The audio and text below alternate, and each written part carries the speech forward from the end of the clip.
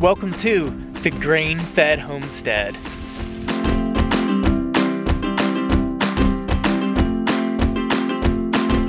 The Grass-fed Homestead? What? Okay, we're definitely not the Grass-fed Homestead. But let me explain to you how this came up. One of our viewers, Mark Barron, saw one of our videos and saw our chickens eating grain. Mark left a comment under one of our videos recently saying, "I notice you are feeding your chickens grains. Will you change your name to the Grass-fed Homestead now?" At first glance, I thought that this was either a troll or one of our haters chiming in. But then I remember Mark has been around for a little while on our channel and he's left some other comments before.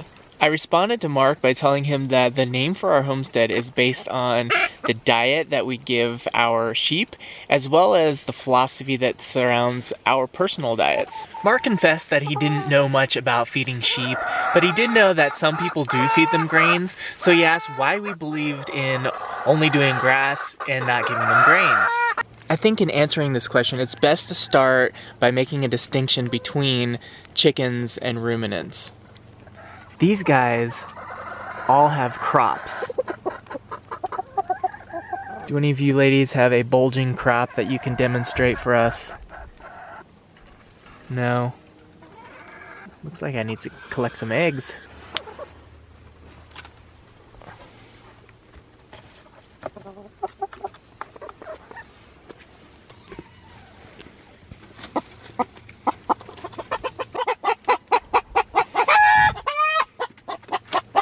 We are getting as many as 9 eggs a day now, which is really awesome because on days when Ashley is traveling, that exceeds our daily egg usage. So we're actually running a surplus of eggs when Ashley's not here.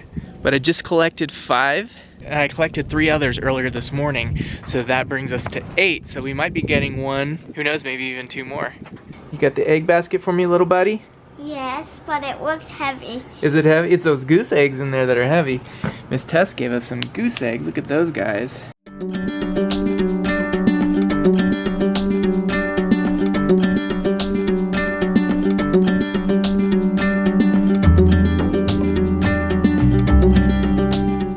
So here we have a goose egg next to one of our copper Moran eggs, and this copper Moran egg is a pretty large chicken egg. This is about as big as chicken eggs come right here.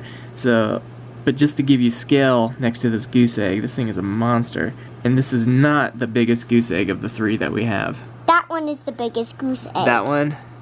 No, that one. That big one. Yeah, I think so. It looks like it. It looks pretty big. It is. Thanks, little buddy. Anyway, chickens have crops. The crops are located in the neck area. Chickens eat grit with their feed, which is usually pebbles, little crushed up pieces of rock, hard insoluble objects like that. And those hard insoluble objects go into the crop, and when the crop contracts, it crushes the grains and helps break them down completely. So by design, chickens are meant to consume grain. They can break them down in ways that most other animals can't. Another thing to note is chickens are omnivores. They eat bugs, meat, grass, weeds. Though chickens are blessed with crops which enable them to break down the grain, what they don't have are rumens. Rumens are the first stomach in polygastric creatures known as ruminants. These animals include cattle, sheep, goats, elk, deer, bison, yaks. Rumens are really special stomachs. They enable these animals to break down grass and convert grass to fats and proteins. Monogastric animals such as pigs, they can't eat just a straight grass diet because they don't have a rumen to turn the grass into the proper nutrition that it needs. Same with chickens. They have crops, they don't have rumens, so they can't strictly eat just grass. Chickens can get up to 20% of their diet on pasture eating grass, but unless they have access to a lot of meat and bugs, they still need grain supplementation so they can get their protein.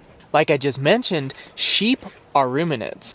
Ruminant animals are naturally herbivores, meaning they only eat herbaceous material. This is mostly grass, but it also includes leaves, forbs, and even some legumes. Even though leaves of trees, forbs, and legumes technically aren't grass, they all kind of get lumped in the same category because it's the natural herbaceous diet of the animal, so we call that a grass-fed diet. Grain is commonly used in commercial settings where the goal is to fatten the animal very quickly prior to slaughtering, so it increases the hanging weight. Though the goal of fattening the animal quickly is often achieved using the grains, there are health consequences to both the animal and the people who eat it. The first problem with grain is it can cause serious bloat problems in ruminants. The rumen is a fermentation tank. It has a certain bacterial balance that ferments the grass that goes into the... Why are you pecking my leg? Stop that. Sorry about that. The bacteria in the rumen start breaking down the grass and cause a fermentation process. In this fermentation process, a lot of gas is produced, which is generally expelled by burping. The grain in the rumen creates conditions where it is more difficult for the animal to belch the gases out, thus causing bloat. The grains also cause a pH imbalance. It creates a very acidic environment in the rumen, which creates the perfect environment for the breeding of E. coli. And lastly, I'm going to read an excerpt from one of Michael Pollan's articles from the New York Times. For those of you that don't know, Michael Pollan is the famous food journalist. He wrote The Omnivore's Dilemma. Michael wrote about the problem of acidosis in cows who are given a corn diet. A corn diet can give a cow acidosis. Unlike that in our own highly acidic stomachs, the normal pH of a rumen is neutral.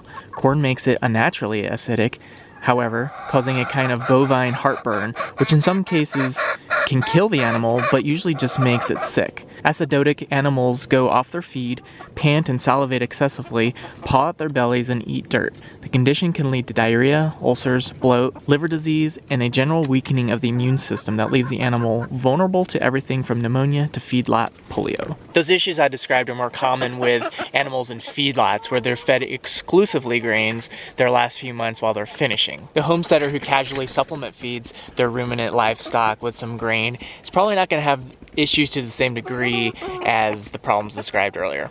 But even supplementing with grains can cause some nutritional depreciation in the meat quality. What are you doing, little buddy? I'm coming out. Yeah? Are you gonna play in the snow? I don't have snow. I'll just check on you. You coming to check on me? I'm feeling fine. Do you want to come talk about grass feeding sheep with me? Sure, but I'll stay right here. Okay. Remember when we fed our lambs? Remember all these videos about it? Yeah, I do. Yeah. What would we feed them? Hay and alfalfa pellets. That's it. That's right.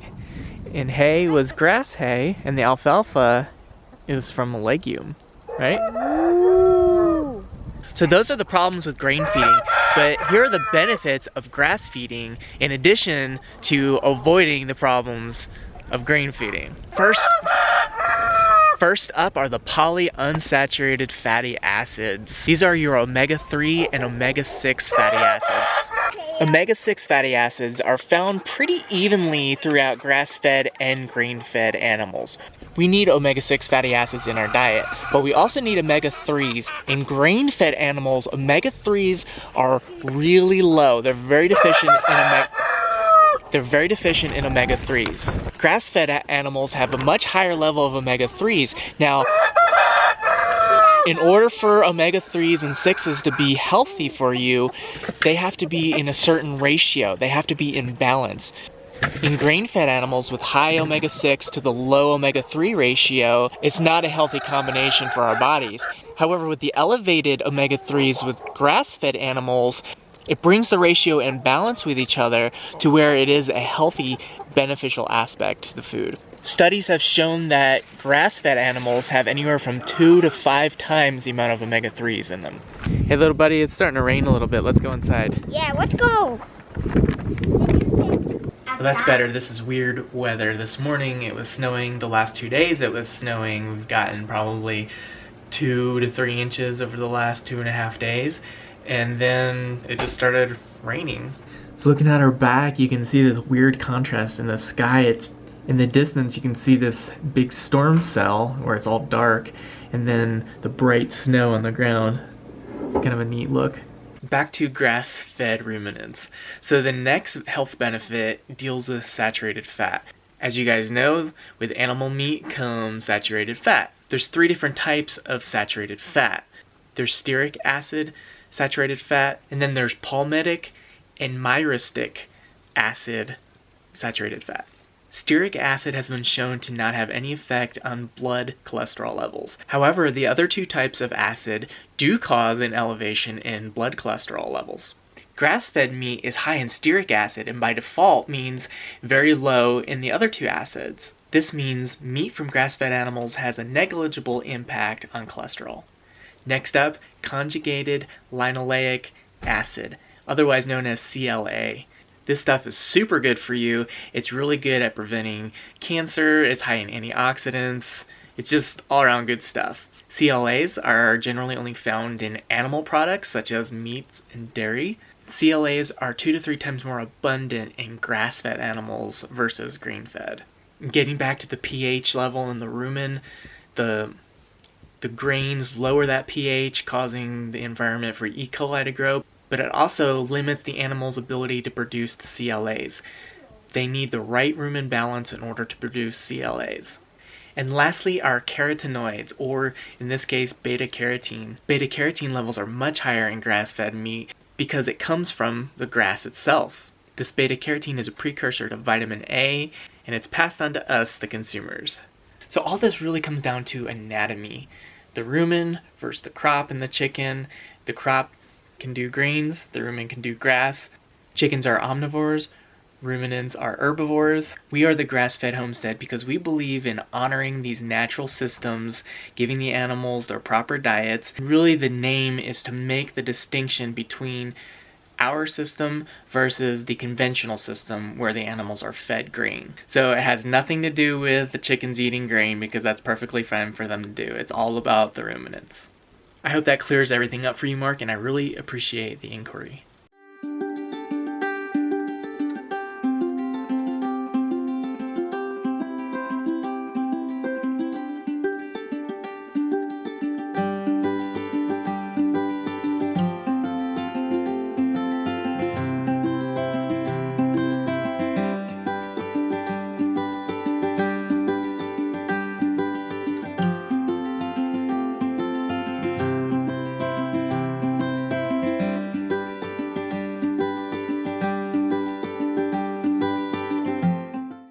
Look at this, 2 more eggs. Wow, 10 eggs today, guys. That is our new record.